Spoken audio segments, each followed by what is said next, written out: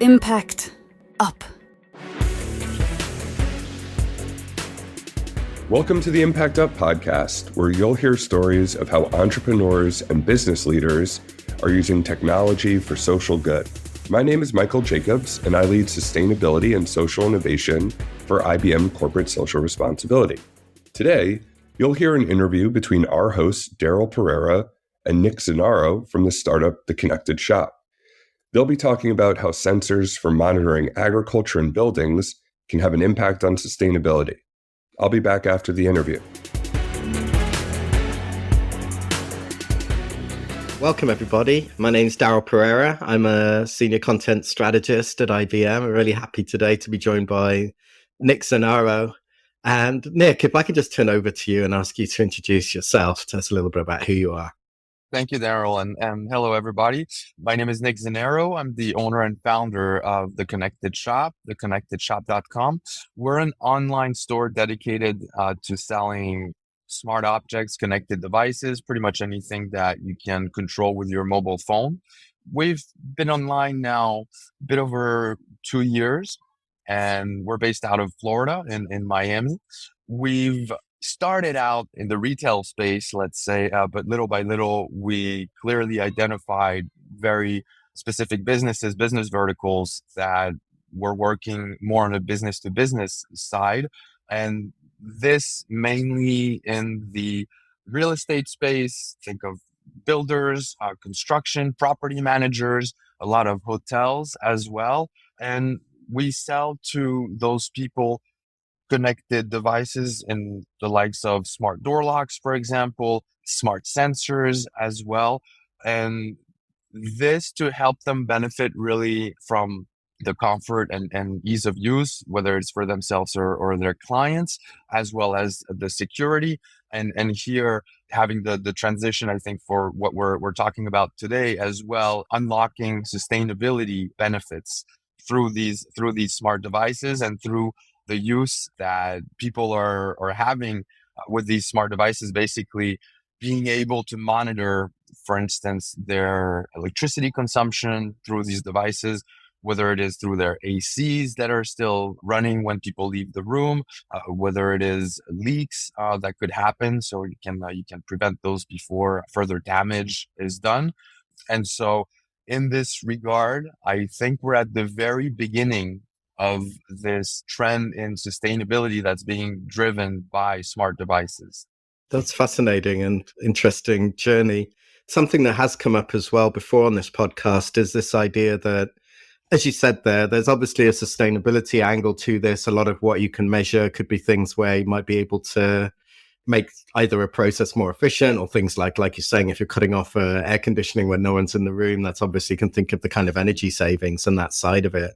It's interesting that you say that, also like your perspective in terms of a lot of the benefits, especially from this kind of bringing this intelligence into whether it's our home or our gardens and into places like construction and agriculture. One of the big benefits, it feels like, is that it really does have multiple benefits in terms of whether that's security, sustainability, all these things come together. Was that something that was in your core? Is that something that you've realized as you've gone on through, as your business has evolved? We didn't. So to be completely transparent, we didn't start the business with sustainability in mind. My own feeling on this is that, yeah, we obviously need to do more for the environment, but it started out as a business. What we're seeing, what I think is really important and really interesting, is that the sustainability is being driven by the benefits, and it comes with it, basically. And this is why also we really focus on selling what we call meaningful technologies. We're not selling like the gadgets, and which to some extent it could be considered as such, but that's not the way we're seeing it. We're really seeing it as meaningful technology, technology that change people's lives within these benefits, but that brings sustainability. And actually, this is something that came about. It wasn't really built in the business, but we're really seeing that actually users, through the use of their devices, through the benefits they're actually getting the data. And that's what I think is the most important in this, is that they're getting in the know. Before, it was kind of hard for people to know exactly, oh, how much is my AC or heater or whatever it could be, how much it's really consuming, what impact it has. Today, people, they can put data in front of that use, and they can be enlightened in the sense that they're going to make an enlightened decision. It's going to change the way people interact just because they have the information. Basically, once they have the smart devices, once they have the data, pretty much nothing will be the same ever again, right? Because they'll have the information, whether they want it or not, they will think with the information at hand. And so that's what I think for us, what we're seeing, one of the main drivers in that sustainability aspect, because then it gets deployed into whatever use case, whatever feature, whatever benefit you can think of.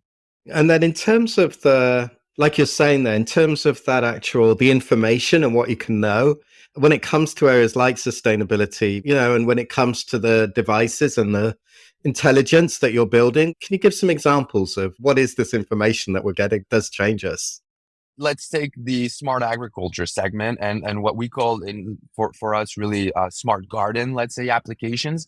So you would have, for instance, a plant sensor. We sell plant sensors that will give you the data on, the light exposure of the plant, the water level in the soil, the fertility level in the soil. And so that will help the everyday gardener or the Sunday gardener, let's say, not overwater their plants, not put too much fertilizer, which can kill plants. Not only is bad for the environment, but it's bad for the plant itself. Having also, well, the right plant at the right spot with the right light, so on and so forth. And so mechanically, you'll use less water, you'll use less fertilizer, which has direct, benefits for the environment, and your plants will be healthier.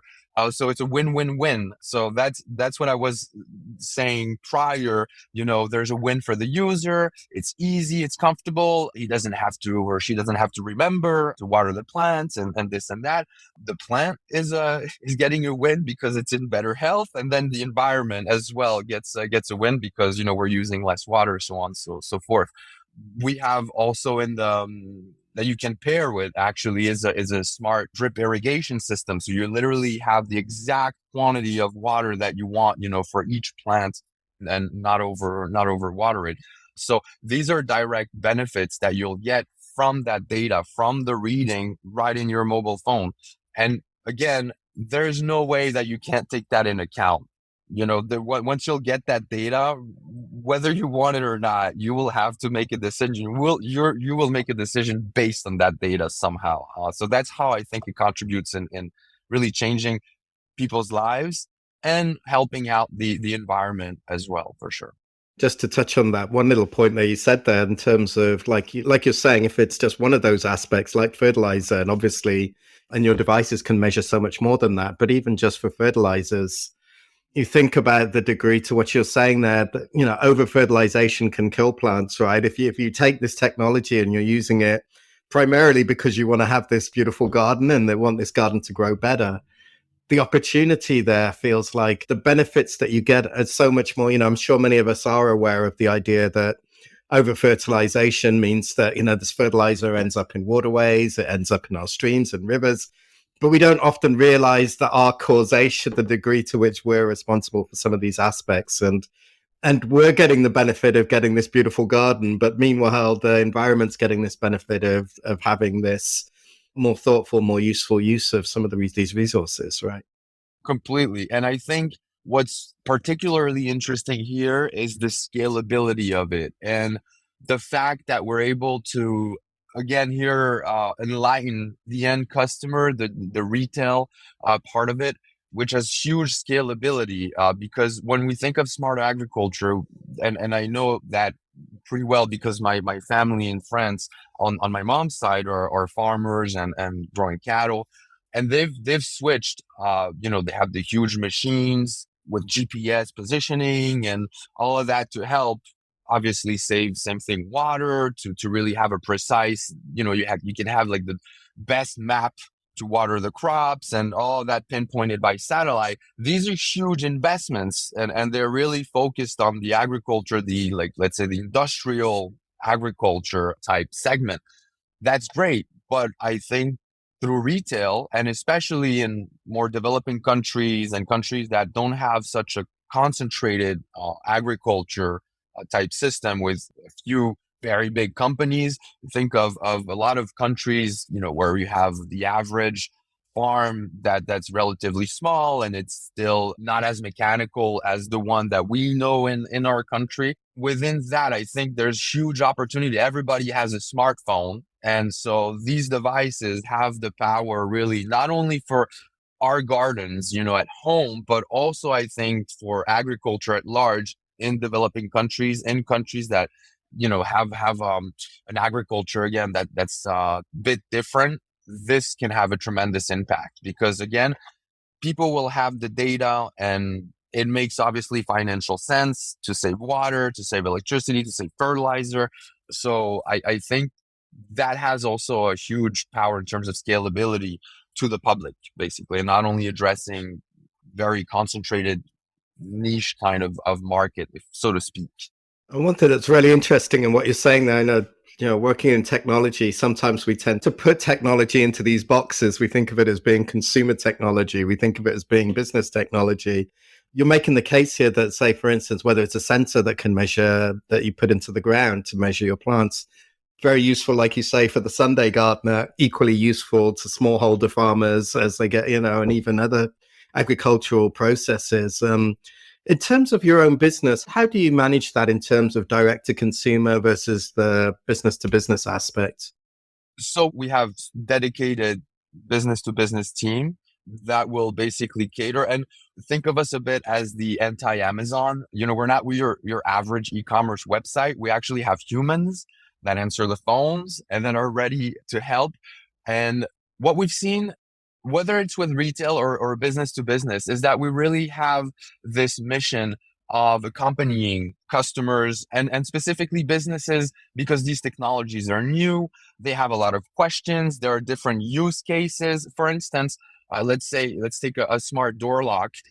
That smart door lock, the need for the features in that smart door lock are going to be a bit different. Let's say if it's a hotel or an Airbnb, because they need to have, they have passcodes management. They need to manage multiple people accessing the room or the building. Whereas let's say if it's a property developer, it's going to be like for long-term tenants. They don't really need to switch passcodes all the time. And therefore they're going to be looking at, let's say, the fingerprint feature or, the remote control. So just within that product, you can see that different businesses have different use cases. Same for the sensors and so on and so forth. And so we really pride ourselves in helping out clients for their specific needs. And literally they call us up, they tell us what their story is basically.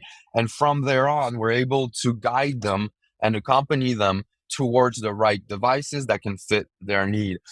And just to switch gears a little bit here, in terms of the data that you're collecting and how you actually hold and process that data, not to go into the nuts and bolts, but in terms of, you've got hardware side of it. You've got these devices, whether it's a smart lock, whether it's a device that goes into the ground and measures the environment around a plant.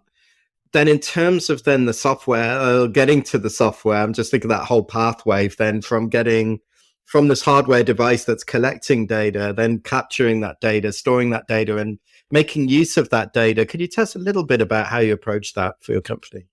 It's more like something that's to be more user-friendly, more intuitive, helping out people that aren't necessarily very knowledgeable or with a lot of experience in gardening, but they're still able to use their devices to the fullest, kind of to give them like a guide to start. But it's not a scientific data, and yeah, it's just a guide. And this is where I think it's important because we don't want to be too technological either. We're not speaking to engineers all the time. And so it's important also to make it fun. It needs to be a bit fun. Otherwise, people are going to be like, what the hell is this? It's too complicated. I don't understand, frustrated. And then they're going to call us up and not be happy.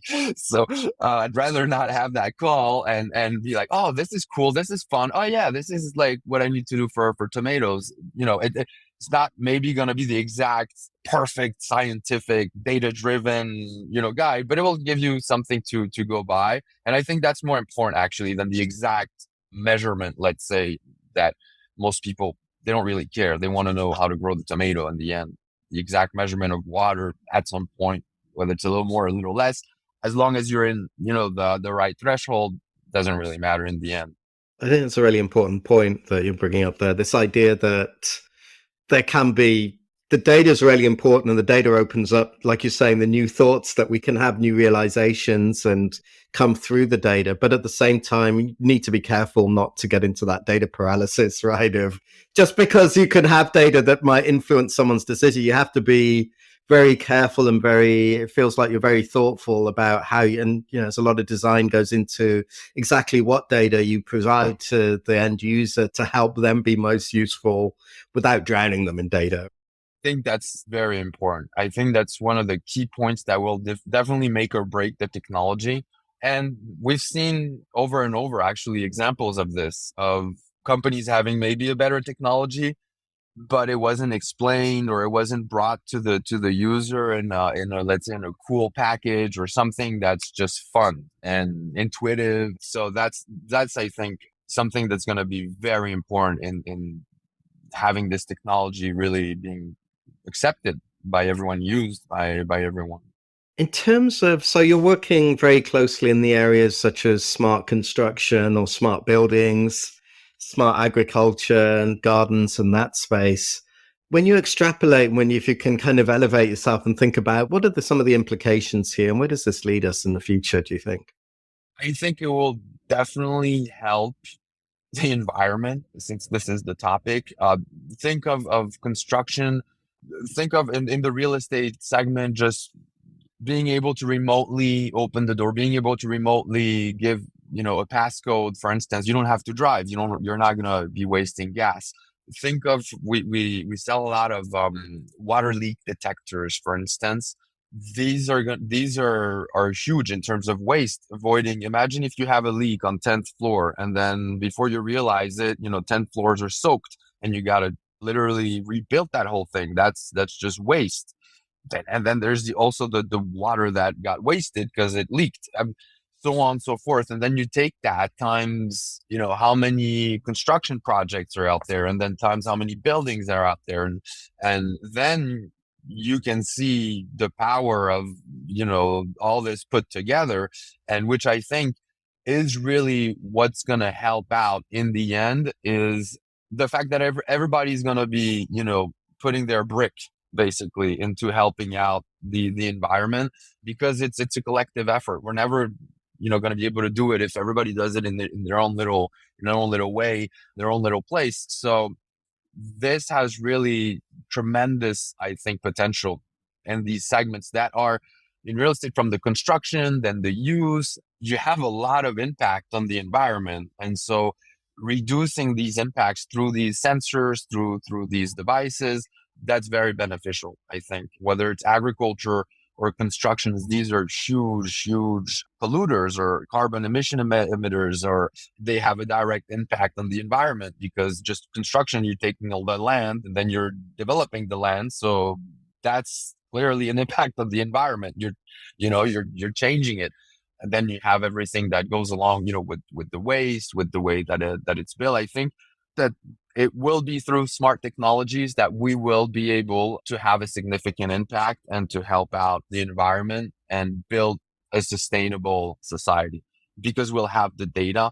Again, I think the major problem we're having right now is that we're shaming people, but we don't even know. It's like, oh, you're wasting too much energy, you're wasting too much water, you're using too much detergent and this and that. And people are like, okay, but what do I do? How do I know? Like, how do you know you're using too much detergent, really? Or how do you know your heater should be changed? Or, you could have a significant, not only financial benefits upgrading, but also having a clear impact on the environment. That's going to change everything, I think. Basically, same for the builder. The builder is going to look at the data and be like, whoa, guys, like, we can save that much money. That will also have X impact on the environment. That's going to change things little by little. I think all these put together, that's going to help out. Probably in the end will be more meaningful to all the big plans and programs. And right now we're talking, it's the COP28, right? In Dubai, the big gathering. It's good. It's great. It brings, the spotlight on this. But in the end of the day, unless everybody's in it, everybody's really changing their habits, it's not going to ultimately take also much longer if we're not in this all together, basically. And a big part there in what you're saying is this idea as well, it's not just about saving the planet. It's not just about working with a sense of purpose. You've got this duality here that it's business. It's us having ways in which we can save money, whether we're an individual, whether we're a construction company. But at the same time, then just the benefits that can have if this happens on mass scale. And a lot of that requires data, it requires the kind of devices that you're building and that you're putting into homes and gardens. But this is the way in which we can, like you're saying, tangibly make a difference in this space. Completely. I see this. I think that's pretty much the only way we're going to be able to make a significant contribution in this. For sure. I think what a great point to leave this on, although I know I could keep this going and would love to talk some more, but I know in the interest of time, Nick, and I know caught you on the road. You're a busy guy, obviously, trying to, running and growing the connected shop.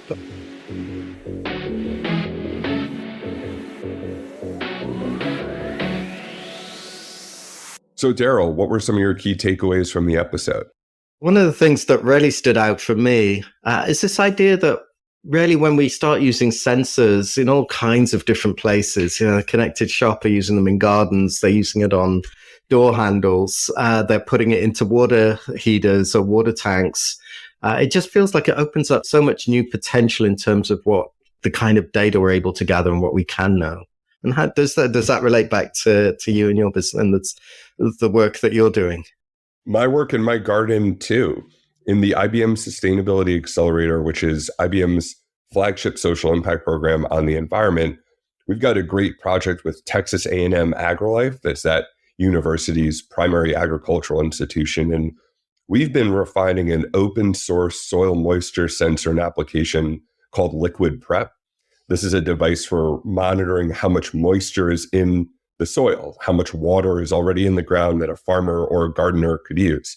And yes, I have this plugged into the ground by the blueberry bushes that my son picks at, and we're also refining it for true commercial use, in particular in arid parts of the southern United States. That type of innovation opens up whole new boundaries. Yes, there is the opportunity for that farmer or that gardener to get very local insights that they can act upon, for example, to decide if they should water that day or next day. But it also plugs in big data sets that other people can use, even if they don't have a sensor there on their property. And that's part of the power of advances in artificial intelligence and elsewhere, where platforms like IBM's Watson X and others can be used to build upon existing data sets and make better decisions for people who are often in stressful situations, like a farmer without enough water.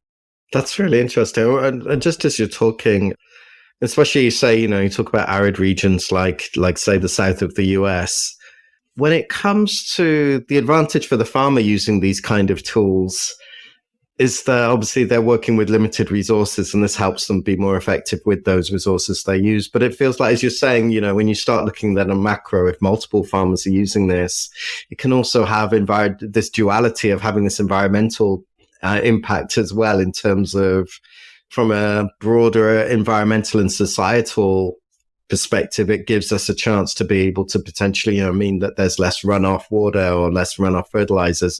How important is that? And how does that work in terms of what you see in terms of the motivations and some of the outcomes for some of these projects? It's critical. And runoff's a really big issue. Yes, environmentally, but also economically. So to take another project that we have in the accelerator, this time with Deltaris, which is a water science institution based in the Netherlands, we're working with them on using soil moisture test strips or water test strips that you can dip into a liquid and come back with a reading of the chemical composition. You use your cell phone to take a picture of it and analyze the color there to tell you what's in the water. And that's an important consideration around runoff, because heavy rains or overwatering can wash out fertilizers or other nutrients or chemicals that have been applied. That's an issue environmentally, pollute nearby rivers. Also, there's a lot of carbon that goes into the creation and use of fertilizer, but that's an economic decision or consideration. The farmer who loses their fertilizer to overwatering or heavy rains then has to purchase more and reapply. So these are considerations that people have in their day-to-day to protect their business, and that also have broader community impacts for the people who rely on the water around them and generally want a cleaner community to live in. And one of the points that Nick touched on in the interview is this idea that once you start collecting and once you have this data, it opens up all kinds of knowledge. He talks about enlightenment in terms of us being able to then, almost takes you down different pathways that you might not have otherwise considered. Is that something you see? And especially maybe to characterize that, especially where you start seeing the potential for tools like AI, how does that open up even broader vistas? Using AI, you can begin to see trends that you never would have imagined before. I think that's some of the really exciting opportunities presented by this technology, where you don't know what you don't know. So you can feed these big data sets into tools like IBM's Watson platform, and it'll come back to you with trends or insights that could tell you all sorts of other conditions. So maybe, for example, you've been really concerned about the nitrate level in your soil because of how much you've applied a certain fertilizer, and you might discover that actually the phosphorus content is really significant.